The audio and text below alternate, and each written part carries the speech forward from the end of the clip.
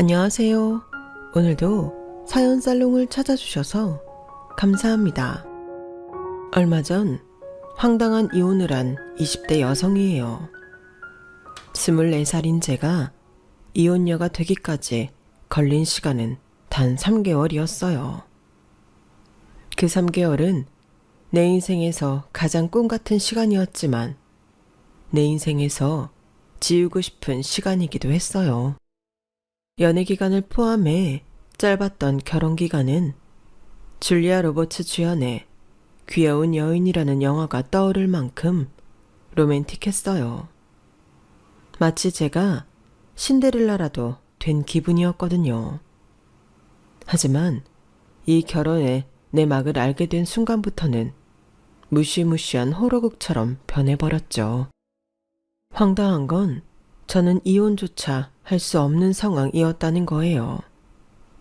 내 손으로 직접 혼인신고서를 작성했음에도 저는 제 남편의 아내가 아닌 동거인으로만 인정되었으니까요. 그럼 지금부터 황당하고 소름 끼치는 제 결혼 사연을 들려드릴게요. 남편을 만나기 전 저는 애견 미용샵에서 애견 미용사로 일하고 있었어요.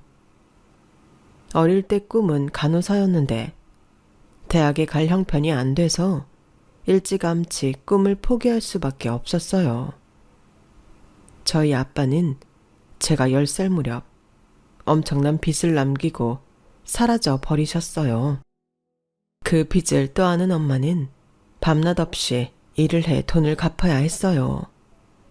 하지만 여자 혼자 아이까지 키우며 쉽게 갚을 수 있는 금액이 아니라서 우리 모녀는 늘 빚독촉에 시달리며 살아야 했어요.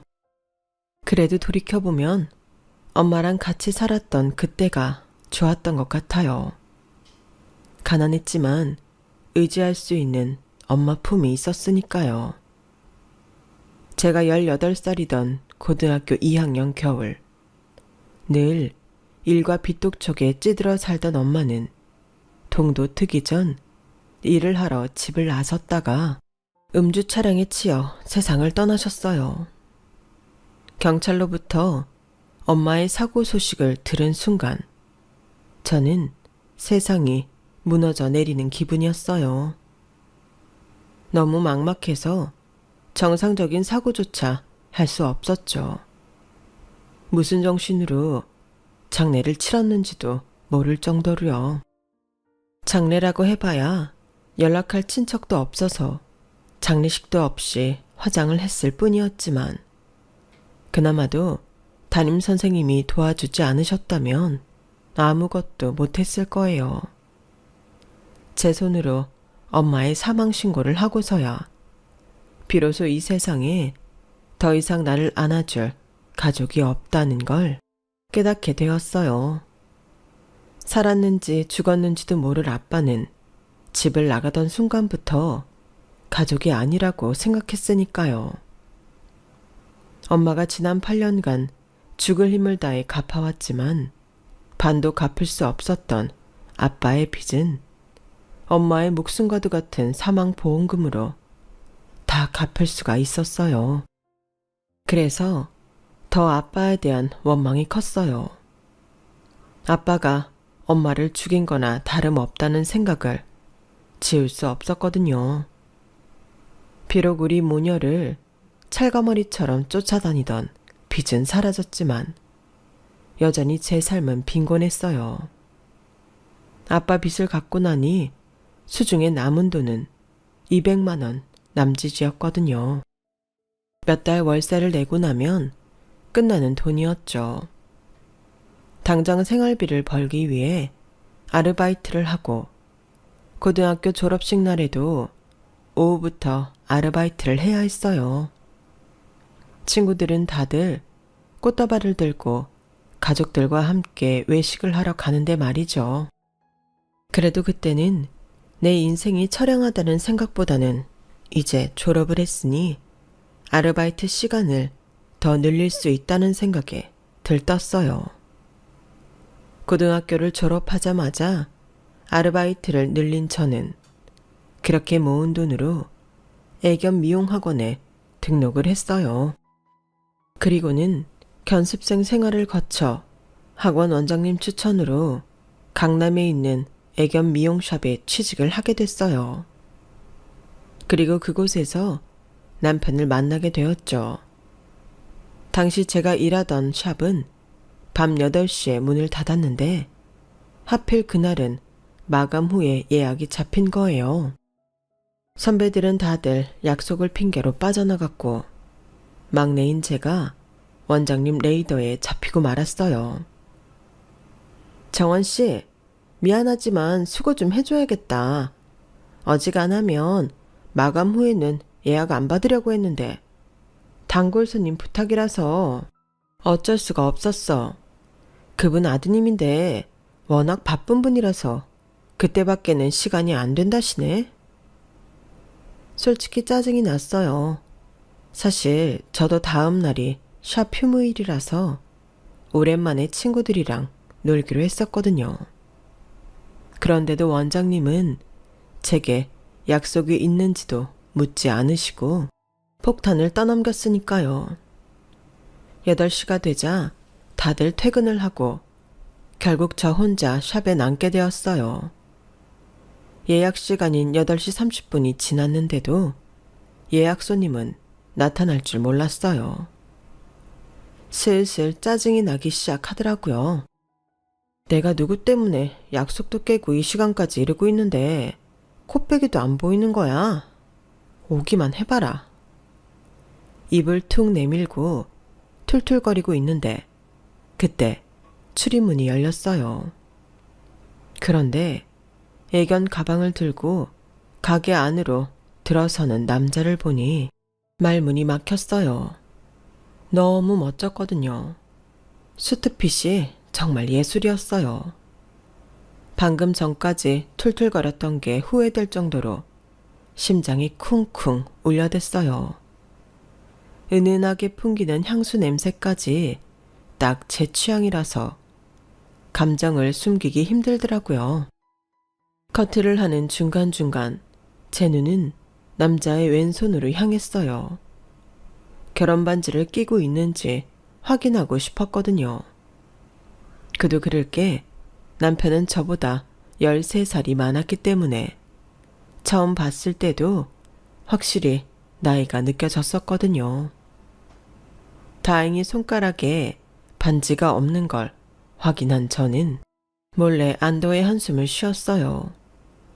이후로도 남편은 매번 같은 시간에 예약을 했고 그럴 때마다 제가 홀로 샵에 남아 남편을 맞았어요. 해외 출장이 잦았던 남편은 면세점에서 사온 향수며 립스틱 선물을 자주 해주었는데 하나같이 고가 제품들이라서 조금 부담도 됐지만 은근히 기쁘더라고요. 혹시 이 사람도 내게 마음이 있는 게 아닌가 하는 희망도 생겼고요. 그렇게 반년쯤 지났을까요? 그날은 비도 오고 손님도 없어서 사장님이랑 선배들은 먼저 퇴근을 하고 저 혼자 마감 시간까지 기다렸다가 문을 닫게 되었는데 막 간판불을 끄던 그때 남편이 샵 문을 열고 들어온 거예요. 예약도 없었는데 말이죠. 평소와 달리 넥타이를 풀고 온 남편을 보니 왠지 설레더라고요. 뭐랄까, 제 또래 남자들한테서는 볼 수 없는 중후함과 안정감 같은 거랄까요. 아무튼 갑작스런 등장이었지만 기분은 좋더라고요. 집에 가다 보니 불이 켜져 있길래 들어와 봤어요. 정원 씨가 있으면 좋겠다 생각했는데 운이 좋았네요. 혹시 시간 되면 나랑 한잔 할래요? 비가 와서 그런가 빈집에 들어가기 싫으네요. 손님이 아닌 이성으로 만날 수 있는 기회를 놓치기 싫었어요. 그래서 저 역시 술 생각이 나던 참이라고 둘러댔죠. 남편은 오랜 단골집이라면서 골목 안에 위치한 작은 이자카야로 저를 데리고 갔어요. 테이블도 몇 개 안 되는 협소한 공간이었지만 안주 구성도 그렇고 분위기 자체가 꽤 고급스러웠어요. 내가 알던 저렴한 이자카야와는 차원이 다르더라고요. 샵이 아닌 술집이라서 그런가 평소와 달리 조금은 풀어져 있는 남편의 모습도 꽤 보기 좋더라고요. 나이 차이는 많이 났지만 대화를 하는데 전혀 막힘이 없을 정도로 얘기도 잘 통하고 시간 가는 게 아쉬울 정도로 좋았어요. 이후에도 남편은 퇴근 후에 종종 샵으로 찾아와 함께 술자리를 갖게 되었고 친해진 만큼 남편한테 받은 선물도 늘어만 갔어요. 매번 받기만 하는 게 미안해서 제 딴에는 거금을 들여 넥타이 핀을 선물하기도 했는데 남편은 저를 만나러 올 때마다 그 핀을 하고 와주었죠. 그렇게 썸 아닌 썸을 타는 사이 우리 관계는 친구와 연인의 중간쯤에서 어중간한 사이로 지내게 되었어요. 조금 더 진도를 나갔으면 하는 바람이 있었지만 남편은 섣불리 선을 넘지 않더라고요. 나를 배려해서 그런다는 걸 알면서도 한편으로는 서운하기도 했어요. 제가 남편에 비해 너무 기울어서 그런 게 아닐까 하는 자격지심도 한몫했죠. 그래서 하루는 친구한테 이런 상황을 얘기했더니 친구가 그러는 거예요. 내 생각엔 나이 차이가 너무 나서 남자가 선뜻 용기를 못 내는 것 같은데 13살은 좀 심하긴 하잖아. 심하긴 남자 연예인들 결혼할 때 보면 다들 10살은 기본으로 어린 여자랑 하던데 뭐. 그리고 직접 만나보면 그렇게 나이 차이 나는 걸로 안 보여. 어떻게든 좋은 쪽으로 생각하고 싶었던 저는 친구한테 강요하다시피 어떻게든 우리 관계를 인연으로 포장하려 애썼어요. 알았어 기집애야. 암튼 네 말대로라면 남자도 너한테 관심이 없는 건 아닌 것 같아. 관심도 없는데 남자가 그 비싼 선물을 하진 않을 거 아니야. 막말로 그렇게 재력도 있고 인물도 좋은 남자라면 주변에 여자도 꽤 따를 텐데 굳이 관심 없는 여자한테 정성을 들이겠니? 아마도 나이 때문에 선뜻 대시를 못하는 게 아닌가 싶다. 친구 말을 듣고 보니 그게 제일 설득력 있는 결론 같았어요. 그래서 용기를 내 내가 먼저 대시를 해버렸죠. 그런데 남자 반응이 좀 뜨뜨미지근한 거예요. 순간 내가 너무 앞서 나갔나 싶은 게 후회가 되더라고요. 그런데 고마워요. 먼저 용기 내줘서. 내 나이 정도가 되면 연애에 자신이 없어지거든요. 비겁하다고 할지 모르지만 정원 씨가 좋으면서도 티 내지 않으려고 노력했어요. 욕심내면 안 될 것 같았거든요. 정원 씨는 아직 한창 젊으니까 나보다는 젊고 대화도 잘 통하는 젊은 친구가 어울리지 않을까 생각했어요. 정원 씨한테 남자친구 생겼다는 말을 들으면 선뜻 축하한다는 말도 못 해줄 것 같은데도 말이죠. 그깟 나이 차이가 뭐가 중요해요. 그리고 난 내 나이 또래 남자들한테 관심 없어요. 이 전무님처럼 같이 있으면 안심이 되는 남자가 좋다고요. 그러니까 빙빙 돌리지 말고 확실히 대답해 주세요. 저랑 사귈래요? 남편은 앞에 놓인 잔에 담긴 술을 단번에 마시고는 결심이 섰다는 듯 사귀자고 말해주었어요. 그렇게 우리는 손님과 점원으로 만난 지 8개월 만에 사귀게 되었어요. 본격적으로 사귀기 시작하자 남편은 전보다도 더 과한 선물들을 보내주었어요. 샵으로 꽃바구니도 보내주고 옷과 신발, 명품 백도 척척 안겨주었죠. 직장 동료들은 다들 부러운 눈으로 저를 바라봤는데 난생 처음 사람들한테 부러움을 사고 있다는 사실에 왠지 모를 승리감도 느끼게 되었죠. 23살, 쉽게 누리지 못하던 값비싼 문화생활부터 드라마에서나 보던 고급 레스토랑과 루프탑도 남편과 연애를 하면서 처음 접할 수 있었어요. 하루아침에 제 투성이 신데렐라에서 왕비로 승격된 기분이었어요. 그렇게 반년 가까이 연애를 해오던 어느 날, 남편은 제게 프로포즈를 했어요.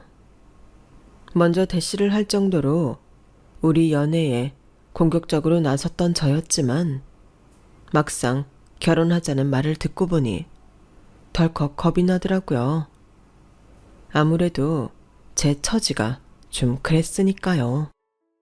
제가 프로포즈를 받고도 평소와 달리 무거운 표정으로 입을 다물고 있자 남편은 당황한 표정으로 짧은 탄식을 내뱉었어요. 그 모습에 괜히 미안하더라고요. 문제는 난데 괜히 남편이 자기 탓을 하는 것 같아서 가만히 있을 수 없겠더라고요. 그래서 용기를 내 제가 고아라는 사실을 말했어요. 10살 때 집을 나간 아빠 때문에 엄마랑 고생을 했던 것과 남편의 빚을 갚느라 고생만 하던 엄마가 사고로 세상을 떠나시고 그때 받은 엄마 목숨값으로 아빠의 빚을 청산하고 그렇게 세상에 혼자 남겨졌다는 것까지 모두요. 내 사정을 다 들은 남편은 말없이 저를 안아주었어요.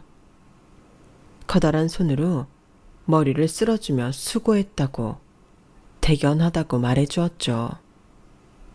그리고는 이제부터 자기가 남편이자 아빠이자 엄마가 되어 나를 지켜주겠다고 말하더군요. 그 말을 듣는데 눈물이 핑 돌았어요. 엄마가 세상을 떠나신 이후 그 누구도 저를 지켜주겠다 나선 사람은 없었거든요. 가난해서 부모 없는 고아라서 누르고 밟으려 드는 사람들만 있었으니까요. 그런데 나와는 다른 세상에 사는 것 같은 남자가 내 바람막이가 되어주겠다고 하니 실감이 안 났어요. 그래서 얼떨떨한 표정으로 고개만 끄덕였어요. 다음 날이 돼서야 지난 밤에 있었던 일이 실감이 나더라고요. 그리고 바로 걱정이 시작됐죠. 결혼이 우리 두 사람만 좋다고 되는 게 아니니까요. 솔직히 어느 시댁에서 저 같은 조건의 며느리를 환영해 주겠어요. 게다가 제 남편 정도면 집안 좋고 능력 있는 여자들도 많이 따를 텐데요. 연애할 때는 생각 못했던 것들이 막상 결혼을 눈앞에 두니 하나 둘 튀어나오기 시작했어요. 엄마가 돌아가셨던 순간보다 시댁 방문을 앞둔 순간이 돼서야 내가 진짜 고아가 됐다는 게 실감이 나더라고요. 시어머니께서 나를 며느리로 받아주실까? 시댁으로 향하는 차 안에서 제 머릿속에는 온통 이 생각뿐이었어요. 시댁은 연예인들이나 돈 많은 기업인들이 주로 산다는 강남의 어느 부촌에 위치해 있었어요. 드높은 담벼락 앞에 서니 온 몸이 얼어붙는 것 같더군요. 나 같은 게 이런 집에 며느리로 들어가겠다는 꿈을 꿔도 되나? 내가 과한 욕심을 부리는 것만 같아서 미안하기까지 했어요. 그런데 웬일인지 시어머니는 흔쾌히 결혼을 승낙해 주시지 뭐예요. 대신 내가 부탁하고 싶은 게 하나 있어. 사아기한테는 미안하지만 결혼식은 가족끼리 조촐하게 치르도록 하자. 우리 같은 사람들은 결혼식도 꽤나 이슈가 되기 때문에 분명히 너희 집안까지 파고들 테고, 그러면 너희 부모님도 불편하지 않겠니? 어머님, 실은 저는 부모님이 안 계세요. 아버지는 제가 10살 때 집을 나가신 이후로 연락도 안 되고, 어머니는 고등학교 2학년 때 세상을 떠나셨거든요. 죄송합니다. 순간 어머님 얼굴에 당황한 기색이 역력했어요. 그런데 이상하게 입꼬리가 살짝 올라가는 게 제가 고아라는 사실을 반기는 것처럼 보이더라고요. 그땐 제가 어머님 표정을 잘못 읽은 거라고 생각하고 넘겼지만요. 그래? 얘는 참, 그게 어디 네가 사과할 일이니? 사람 목숨은 하늘에 달려있는 건데. 그래, 그럼 식을 어쩐다? 평생에 한 번뿐인 결혼인데 안 하고 넘어갈 수도 없고. 그러자 남편이 나서서 둘이 해외에 나가서 단둘이 식을 올리겠다고 말했어요. 그리고는 제 손을 꼭 잡아주는데 지금까지 느끼지 못했던 단단한 울타리 안에 서 있는 것처럼 걱정보다는 안심이 되더라고요. 그렇게 우리는 파라다이스 같은 멕시코의 칸쿤 해변에서 낭만적인 결혼식을 올리고 부부가 되었어요. 정확히 말하자면 정식 결혼식은 아니었고 노을진 해변가에서 서로 반지를 교환하는 정도였죠. 그래도 그 순간을 남기고픈 마음에 근처 카페 직원에게 부탁해 사진 좀 찍어달라고 부탁을 했는데 그분이 모두 조작을 잘못하는 바람에 사진이 아닌 13초짜리 동영상만 남게 되었어요. 못내 아쉬웠지만 어쩔 수 없는 일이었죠. 신혼여행에서 돌아온 날 어머님이 마련해 주신 신혼집으로 갔어요. 현관문을 열자마자 마치 영화 세트장에 온 것처럼 넓은 공간에 고가의 가구들로 잘 꾸며져 있더라고요. 제가 혼수를 준비하겠다고 하는데도 굳이 어머님이 알아서 해주시겠다고 하시더니 제가 혼수를 해왔더라면 큰일 날 뻔했다는 생각이 들더군요. 그만큼 제 수준과는 엄청나게 차이가 날 정도로 멋진 집이었어요. 부모도 없이 2천에 50짜리 월세집에서 살던 내가 멋진 남자와 결혼해서 하루아침에 영화 속 주인공처럼 신분 상승을 한 것 같이 느껴지더라고요. 저는 월세 걱정도 없고 가스비가 아까워 냉방에서 전기장판을 깔고 잘 필요도 없고 여름엔 그 큰 집에서 하루 종일 에어컨 바람 쐬며 살게 되었으니까요.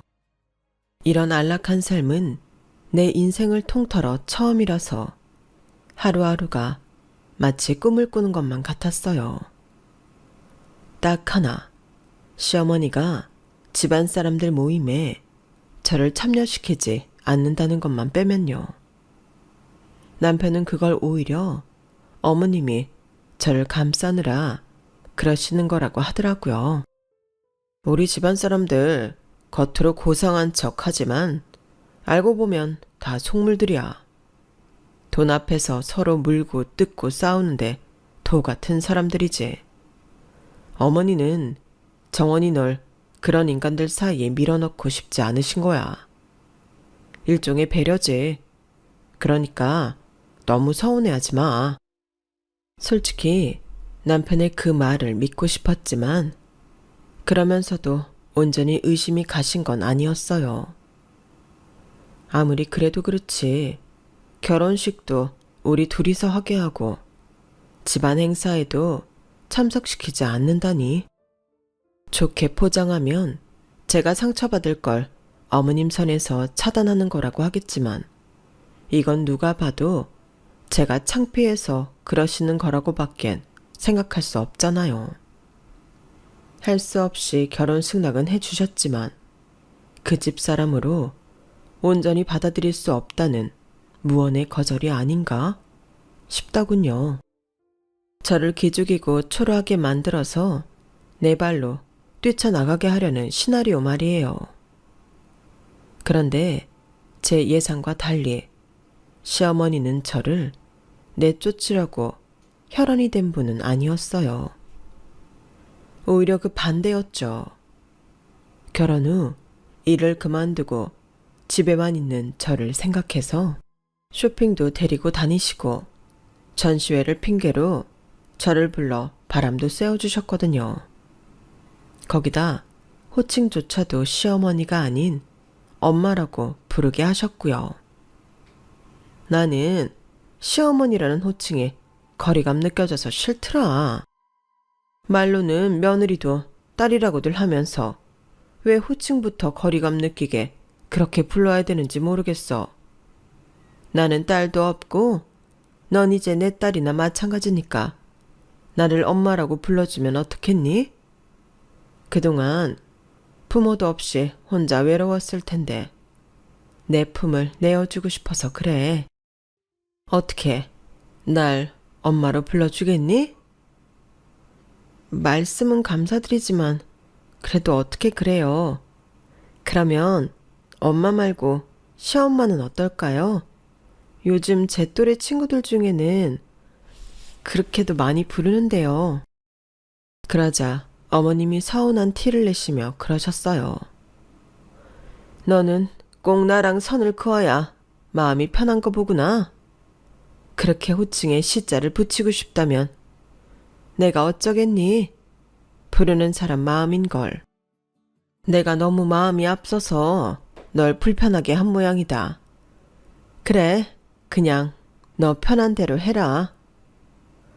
아니에요, 어머님. 아니, 엄마. 제 생각이 짧았어요. 그럼 앞으로 엄마라고 부를게요. 처음엔 어색하고 입에 붙지 않아서 실수도 많이 했지만 자주 엄마라고 부르다 보니 금세 그 호칭이 입에 붙었어요. 어머님이랑 머리를 하러 가서도 자연스레 엄마라고 부르게 됐고 어머님이 자주 가시는 편집샵에서 쇼핑을 할 때도 엄마라고 부르며 따라다녔어요. 그랬더니 점원들도 시어머니와 저를 모녀 사이로 오해를 하게 되었죠.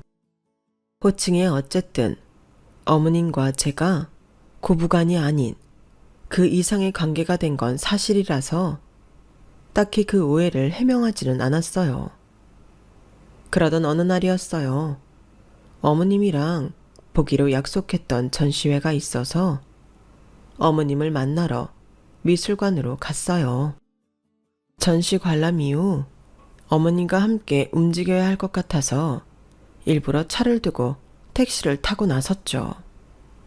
그런데 약속 장소에 도착해 보니 웬일로 어머님이 택시를 타고 오셨더라고요. 엄마, 왜 차를 안 가져오시고 택시를 타셨어요? 김 기사님, 오늘 출근 안 했어요? 그러자 어머님은 약간 당황한 표정으로 그러시더라고요. 그게 내가 김 기사한테 심부름을 시킨 게 있어서 차는 딴 데 가 있다. 너 만나는데 굳이 차 가지고 갈 거 없다 생각했지. 에이, 그럼 저한테 전화하시지 그러셨어요. 그랬으면 제가 차 끌고 엄마 모시러 갔을 텐데요. 전 또 일부러 차도 놓고 왔는데요. 그래, 내가 다음에는 너한테 먼저 연락해 주마. 무슨 날씨가 이렇게 더운지 모르겠다. 딸, 일단 들어가자. 저는 어머님 손에 이끌려 미술관으로 들어갔어요.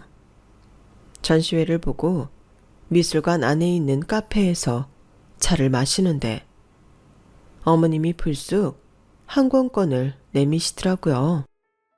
집에만 있으면 답답하잖아. 머리도 식힐 겸 괌으로 여행이라도 다녀와라. 발권은 해놨으니까 엄마 카드 가지고 가서 너 하고 싶은 거 다 하고 사고 싶은 것도 실컷 사. 자, 일단 항공권 받아라. 네 남편도 같이 가면 좋겠지만 요즘 회사 일이 바빠서 도저히 짬이 안 난다니 어쩌겠니. 나라도 같이 갈까 했는데 기왕 머리 식히러 가는 거 옆에 내가 있으면 오히려 방해가 될까 싶어 관뒀다.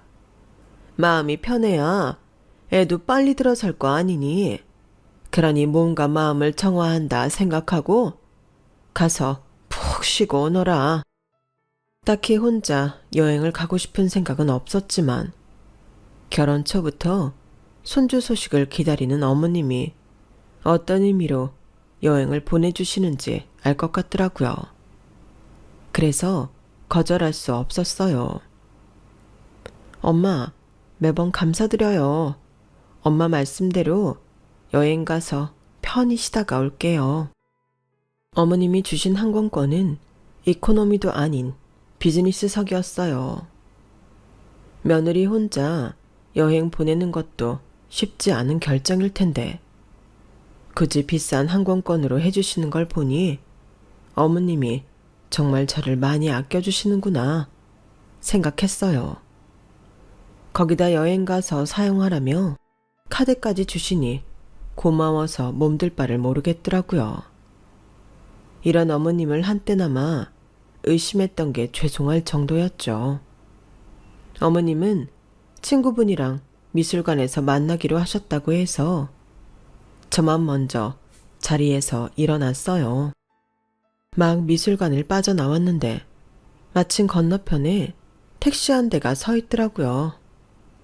택시가 잘 다니지 않는 길인데 누군가 타고 내린 차인가 보다 했어요. 날도 더운데 운이 좋았죠. 택시를 타고 집으로 가는 길에 남편한테 전화를 걸어 어머님이 여행 가라고 항공권을 주신 얘기를 했어요. 글쎄, 비즈니스석으로 끊어주셨더라고요. 근데 여보, 나 정말 여행 다녀와도 돼요? 7박 8일이나 되는데 자기 혼자 괜찮겠어요? 내 걱정 말고 마음 편히 다녀와.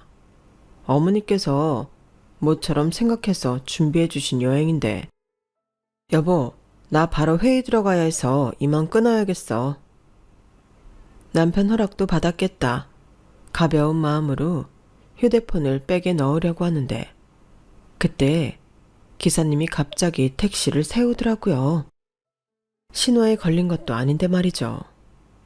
그러더니 도무지 알 수 없는 소리를 하는 거예요. 손님, 그 항공권 당장 찢어버리세요. 내 말이 이상하게 들릴지 모르겠지만 손님은 지금 시어머니랑 남편한테 속고 있는 거예요. 네? 아니 기사님, 그게 무슨 말씀이세요? 기사님이 우리 어머님이랑 남편을 어떻게 한다고 그딴 소리를 하시는 건데요? 정말 이상한 분이시네? 자꾸 이상한 소리 하실 거면 저 여기서 내릴게요. 10,000원짜리 한 장을 꺼내놓곤 막 차에서 내리려는데 기사님이 차문을 철컥 잠그더라고요. 그 순간 온 몸의 털이 쭈뼛 서면서 식은땀이 나기 시작했어요. 이게 말로만 듣던 택시 강도인가 싶었거든요. 그런데 이어진 기사님의 이야기를 듣고는 귀를 의심할 수밖에 없었어요. 2년 전 세상을 떠난 내 딸도 손님처럼 그 인간들한테 당했습니다. 남편이라는 그 작자 애까지 있는 이혼남이에요. 손님이 집 비우는 기간 동안 집에 딸 데려와서 함께 지낼 겁니다. 미국에 있는 기숙학교에 다니는 딸이 방학 때마다 한국 들어오거든요. 내 말을 못 믿겠다면 항공권에 적힌 출국날 확인시켜 드리겠습니다. 미친놈이 떠드는 소리라고 생각해도 좋은데 속는다 셈 치고라도 한번 확인해 보세요. 그쪽이 죽은 내 딸처럼 가여워서 이러는 거니까. 택시 기사는 딸이 죽은 이후 남편과 시어머니 뒤를 밟아왔다더군요. 아내랑 이혼하고 쭉 떨어져 살았던 기사님은 뒤늦게 아내가 세상을 떠난 것과 딸이 결혼을 앞두고 있다는 소식을 알게 되었대요. 그래서 먼 발치에서나마 딸아이를 지켜보려고 일부러 퇴근 시간에 맞춰 딸의 직장 앞에서 서성대기도 하고 회식 후 술에 취한 딸을 태워주기도 했다더군요. 술에 취한 딸과의 대화를 통해 남편감이 뭐하는 사람인지 결혼식은 언제인지 떠보던 기사님은 뜻밖의 얘기를 듣게 된 거죠. 결혼식도 단둘이 해외에서 한다고 하고 친인척들한테도 알리지 않기로 했다는 등 석연찮은 구석이 한둘이 아니었지만 딸은 돈 많은 남자의 선물 공세에 홀려 그런 것들은 신경도 안 쓰는 모습이 걱정이 됐던 거예요. 아니나 다를까 결혼하고 반년도 안 돼서 딸은 심각할 정도로 초췌해졌고 시어머니 손에 이끌려 여러 곳의 산부인과를 끌려다니다가 불임 판정을 받고는 그 집에서 버려졌다고 했어요. 처음부터 아들 손주 볼 욕심에 부모 없고 형편 어려운 젊은 여자 꼬셔서 대리모로 쓰고 버릴 생각이었던 거예요. 불임 판정받고 병원에서 나오던 날 그 옆에 내가 내 딸을 주차장에 빼버려 두고 뭐라고 했는지 압니까? 씨바지라고 합니다. 애 못 낳는 씨바지를 어디다 써먹냐고 주차장 바닥에 쓰레기 버리듯 버리고 갔다고요. 그 인간들이 무서운 게 뭔지 압니까? 심지어 내 딸하고 그 집 아들놈이 혼인신고도 안 돼 있어서 내 딸은 법적으로도 아무 도움을 받을 수 없었다는 거예요. 결국 혼자 정신 나간 사람 취급받고 방 안에 틀어박혀 지내다가 세상을 떴습니다. 손님, 나보고 미친놈이라고 해도 좋으니까 제발 딱 한 번만 믿어봐요. 딸 자식 앞세워 보낸 애비 심정을 한 번만 믿어보라고요. 구구절절한 사연을 읊어대는 기사님을 보니 거짓말 같지는 않아 보였어요. 그래서 기사님 말대로 여행을 떠나는 척 연기를 하곤 다시 출국장을 나와 남편의 뒤를 밟았어요. 제가 출국장으로 들어간 사이 남편 뒤를 밟고 있던 기사님 연락을 받고는 남편이 있다는 곳으로 갔어요. 저를 배웅하고 집으로 돌아갔어야 할 남편이 같은 공항 입국장에 버젓이 서 있더라고요. 시어머니도 함께요. 잠시 뒤 입국장 문이 열리고 핫팬츠를 입은 10대 소녀가 카트를 밀고 나왔어요. 시어머니는 얼른 달려가서 그 소녀를 끌어안고는 볼에 입을 맞추느라 정신이 없더라고요. 우리 손녀딸 오는데 힘들지는 않았어? 할미가 우리 제니퍼 얼마나 보고 싶었나 몰라. 세상에 그새 키 더 큰 거 봐. 진짜 그 사이 키가 많이 컸구나. 몇 년 지나면 아빠랑 어깨 동무해도 되겠는걸. 카트는 이리 줘. 아빠가 끌고 가서 차에 실어 놓을게. 제니퍼는 할머니랑 천천히 주차장으로 와. 남편은 신난 표정으로 카트를 끌고 갔어요. 시어머니는 손녀딸과 팔짱을 끼고는 싱글벙글하며 걸어가더군요. 기사님이 했던 말이 전부 사실이었어요. 그걸 제 눈으로 확인하고 나니 맥이 풀려서 한 발자국도 못 걷겠더라고요. 그런 제가 안쓰러웠는지 기사님은 옆에서 제 팔을 잡아주셨어요. 기사님 택시에서 앉아 한참을 숨을 고르던 저는 마음을 단단히 먹고 집으로 향했어요. 저 혼자 집에 쳐들어가겠다고 하니까 기사님이 걱정된다며 같이 가주시겠다고 하더군요. 남한테 그런 도움까지 받고 싶지는 않았지만 솔직히 겁도 나는 터라 기사님과 함께 집으로 갔어요. 그리고 카드키로 현관문을 열자 안에서 시끌벅적한 웃음소리가 들리더라고요. 내 인생은 시궁창에 처박아 놓고 지들은 좋다고 깔깔대는 게 역겹고 참을 수가 없었어요. 복도를 따라 거실로 갔더니 세 사람이 소파에 앉아 수다를 떨고 있더라고요. 아빠, 나 동생은 언제 생겨? 새엄마는 아직 못 만들었어? 그러니까 시어머니가 끼어들었어요. 새엄마는 무슨, 요즘 미국에서 유명한 연예인들은 다들 대리모 이용해서 애를 낳잖니. 그거랑 비슷한 거야. 새엄마는 아니고 제니퍼 동생만 낳아주는 사람이지.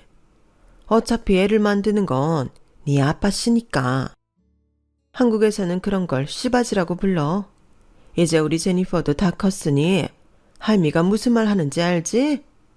그러게, 네 엄마가 제니퍼 남동생 하나만 낳아줬어도 이 고생은 안 해도 되는데 너 낳고는 바로 이혼을 하는 통에 이런 생고생을 하고 있지 뭐냐. 그만해요 엄마. 다 지난 일인걸. 이제 봐서 뭘 어떡해. 근데 정원이 걔가 아들을 낳을 수 있을까? 혹시 딸 낳으면 그땐 어떡해? 어떡하긴 뭘 어떡해. 검사해보고 딸이라고 하면 수술시켜야지. 우리가 딸 갖자고 이 고생하는 거니? 네 할아버지가 아들 손주 데려오기 전에는 회사 안 물려준다고 하니 이 고생인 거 아니니? 아들 아니면 쓸모도 없는데 거지 같은 집구석 딸년 뭐하러 끼고 살아? 길가에 널리고 널린 게 여잔데. 그러니까 너도 너무 정주지 마라. 애 낳고 나면 바로 돈 쥐어주고 내보내래니까. 정말 인간들이 해도 너무하더라고요. 지들이 뭐라고 한 사람 인생을 그렇게 가볍게 생각하는 건지 도저히 용서가 안 됐어요. 그래서 더는 듣고 있을 수만은 없어서 버럭 소리를 질렀죠. 당신들 정말 쓰레기였구나. 설마 했는데 어쩜 이럴 수가 있어. 내가 쓰고 버리는 일회용 컵이야? 애만 뺏고 내 쫓는다고? 누가 당신들한테 애는 낳아준대? 정말 생각하는 거 하나까지 최악인 쓰레기들아. 여보, 당신이 여긴 어떻게 온 거야? 분명히 추국장 들어가는 것까지 봤는데 왜 다시 돌아온 거야? 그리고 옆에 저 사람은 또 누구야? 이봐요, 당신 뭔데 내 집에 함부로 들어온 거야? 당장 안 나가? 남편은 애꿎은 기사님을 붙들고 실랑이를 벌였어요. 아마도 추잡한 집안일을 제 3자한테 들키기 싫어서 그런 걸 거예요. 내가 누구냐고? 네 연놈들이 죽인 강시연이 아빠다. 기억은 나냐? 네 놈이 정신병자 취급해서 이 집에서 내쫓은 내 딸 시연이 기억은 하냐고. 네 놈 때문에 내 딸이 죽었는데 네 놈은 또다시 젊은 여자 인생 망치려고 들어. 그깟 아들 하나 보자고? 너 같은 놈은 애비 될 자격도 없는 놈이야. 살 가치도 없는 인간 쓰레기라고. 비록 내 딸은 증거가 없어서 네 놈한테 순순히 당하고 끝났지만 이번엔 안 될 거다. 내가 그렇게는 안 놔둘 테니까. 기사님은 남편의 멱살을 쥐고는 흔들었어요. 그러자 어머님이 끼어들어 기사님을 밀쳐버렸죠. 그 바람에 기사님은 바닥에 엉덩방아를 찍고 말았어요. 이 거지 새끼가 어디서 내 아들 멱살을 쥐어? 어라, 이제 보니 니놈 얼굴 기억난다. 지 딸 죽었다고 우리 집에 찾아와 난동 부렸던 그 택시기사 맞지? 멀쩡한 사람 살인자로 몰아세우더니 아직도 죽지 않고 살아있었네. 그때 저놈을 깜빵에 쳐넣었어야 했는데 그걸 못해서 내내 찜찜했는데 잘 됐다. 이참에 니놈 콩밥이나 먹여줘야겠어. 남의 집에 함부로 들어와 행패를 부렸으니 가택 침입으로 신고하면 되려나? 누구 마음대로 가택 침입이래요? 엄연히 제가 모시고 온 손님입니다. 어머머, 얘 말하는 거 봐라. 누가 보면 여기가 네 집인 줄 알겠다. 내 아들 집에 얹혀 사는 주제에 어디서 집주인 행세야? 뭐 그나마도 오늘부로 이 집에서 쫓겨날 처지지만 말 나온 김에 여기 있는 네 집 챙겨서 나가라. 이렇게 된 마당에 너도 이 집에 남아있기 힘들지 않겠니? 그러니 서로 좋게 좋게 끝내자고. 그 말씀은 이혼을 하라는 말씀인 거예요? 그런 거라면 걱정 마세요. 저도 이 사람이랑 더는 부부로 살 생각 없으니까. 당신들이 등 떠밀어서 하는 게 아니라 내 의지대로 이혼할 겁니다. 그러자 시어머니가 피식 웃으며 그러는 거예요. 이혼? 너 정신이 좀 이상한 애 아니니? 결혼도 안 했는데 무슨 이혼을 해? 아들, 너 저 애랑 결혼한 적 있니? 엄마도 참, 내가 바보야. 또 결혼을 하게. 제니퍼 엄마랑 이혼할 때도 그렇게 진절머리를 쳤는데 내가 미쳤다고 결혼을 또 하겠냐고. 그리고 결혼이 애들 장난이야? 제가 뭐 볼 게 있다고. 내가 저런 애를 아내로 들여. 결혼도 급이 맞아야 하는 거지. 정원아, 안 그러니? 설마 예전에 쓴 혼인신고서 믿고 이렇게 까부는 거라면 안 그러는 게 좋을 거야. 그거 내가 그날로 찢어버렸거든.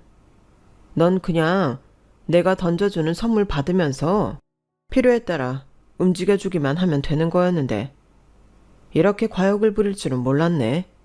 주제 파악도 못하고 말이야. 잘 들었지? 넌 서류상 어디에도 내 아들이랑 얽힌 자국이 없는 애야. 막말로 니들이 결혼식을 했니? 뭐를 했니? 심지어 나 자주 가는 헤어샵이랑 드레스샵에 가서 물어도 마찬가지일 거다. 그 사람들 중 누구도 너랑 나를 고부간이라고 들은 사람은 없으니까. 이제 네 처지가 어떤지 알겠지? 그러니까 긴 말 할 거 없이 짐 싸서 나가. 기사님 말씀대로 이 인간들은 처음부터 제 혼인 흔적을 하나도 남기지 않았더라고요. 결혼식을 둘이서 따로 하게 한 것도 그런 계획이 일부였던 거예요. 결국 그날 저는 짐을 싸들고 그 집을 나을 수밖에 없었어요. 하지만 1년 뒤 저는 그 모자로부터 엄청난 위자료를 받았고 남편은 결혼 사기죄로 6개월 실형을, 시어머니는 집행유예를 선고받았어요. 재판 과정에서 관건은 저희 부부의 혼인 유무였는데 생각지 못한 동영상 하나가 증거로 채택돼 큰 역할을 했지 뭐예요. 그건 바로 신혼여행 중에 현지 카페 직원이 스틸샷인 줄 알고 잘못 찍었던 13초짜리 동영상이었어요. 그 동영상 안에서 남편이 제게 결혼 반지를 끼워주며 우리 방금 결혼했어요 라고 하는 말이 생생하게 담겨 있었거든요. 게다가 해변에서 물놀이를 하던 사람들이 결혼 축하 인사를 건네는 장면도 담겨 있었고요. 남편은 생각지도 못한 증거 앞에 할 말을 잃더군요. 그리고 기사님이 지난 2년 동안 남편과 시어머니를 추적하며 얻은 사진들, 그리고 죽은 기사님의 딸의 일기도 재판에 큰 영향을 미쳤어요. 그 재판을 통해 저와 기사님은 동병상련의 아픔을 위로하는 사이가 되었어요. 피는 한 방울도 안 섞였지만 아빠와 딸처럼 서로 의지하게 되었거든요. 승소 판결을 받고 우리가 가장 먼저 찾아간 곳은 기사님 딸의 납골당이었어요. 사랑에 속고 비참한 결말을 맞았던 그분 앞에서 기사님은 한참을 울먹이시더라고요. 죽은 딸 앞에서 늦은 속죄를 하는 기사님을 보면서 혹시 내 아빠도 어디선가 이런 마음으로 살고 계시지 않을까 하는 생각을 했어요. 그래서 아빠를 미워했던 마음을 이제는 놓으려고 합니다. 앞으로는 과거의 불행에 붙잡혀 살지 않고 한 발짝 앞으로 나아가는 일에 신경을 쓰려고요. 그래야 제 인생에 진정한 행복이 오지 않을까요? 지금까지 제 사연을 들어주셔서 감사합니다. 옆에 있는 것만으로도 소중한 가족들과 행복한 하루하루 되세요. 여러분, 사연 댓글에 응원과 현명한 조언 부탁드려요. 좋아요와 구독은 저에게 큰 힘이 됩니다. 오늘도 좋은 일 가득하세요.